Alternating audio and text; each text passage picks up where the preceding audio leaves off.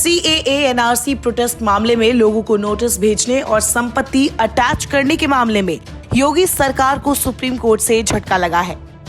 Supreme court ने अपने आदेश में कहा है कि यूपी सरकार ने इस मामले में जितने लोगों की संपत्ति को अटैच जब्त किया है उसे भी वापस करे।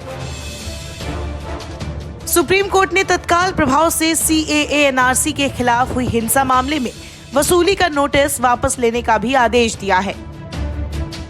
यूपी में CAA NRC के खिलाफ प्रदर्शन में हुई हिंसा के मामले में यूपी सरकार ने सुप्रीम कोर्ट को बताया है कि उसने कथित तौर पर सार्वजनिक संपत्ति को हुए नुकसान की वसूली के लिए 274 प्रदर्शनकारियों को जारी नोटिस वापस ले लिया है।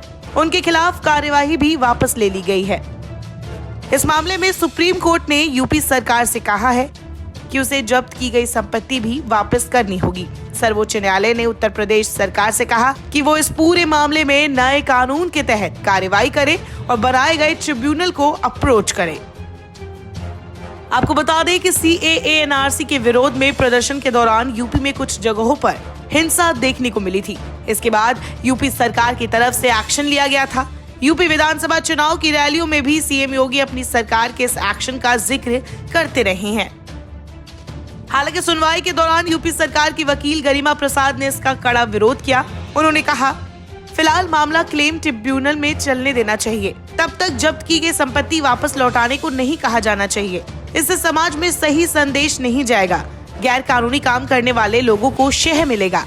हालांकि इससे जज आश्वस्त नजर नहीं आए। सुप्रीम कोर्ट ने कहा, जो नोटिस रद्द कर दिए गए हैं उनके आधार पर की गई कार्रवाई को कैसे बरकरार रहने दिया जा सकता है। यूपी सरकार को नए कानून के आधार पर कार्रवाई से नहीं रोका जा रहा है। क्लेम ट्रिब्यूनल जो भी वसूली का आदेश देगा उसके आधार पर कार्रवाई करे। वहीं यूपी सरकार के इस कदम के बाद मुस्लिम धर्म गुरुओं में भी खुशी देखी गई। सुन्नी धर्मगुरु मौलाना सुफियान निजामी ने कहा कि सुप्रीम कोर्ट के ऑब्जर्वेशन और सख्त टिप्पणी के बाद उत्तर प्रदेश सरकार ने जो CAA NRC के रिकवरी के लिए नोटिस जारी किया था उसे वापस लेने का फैसला किया है। इसका मतलब कहीं न कहीं सरकार ये जान गई है वो गलत थी और असंवैधानिक तरीके से नोटिस भेजी गई थी। इस मुल्क में किसी भी सरकार के खिलाफ संवैधानिक तरीके से अपनी बात रखने का सबको हक है।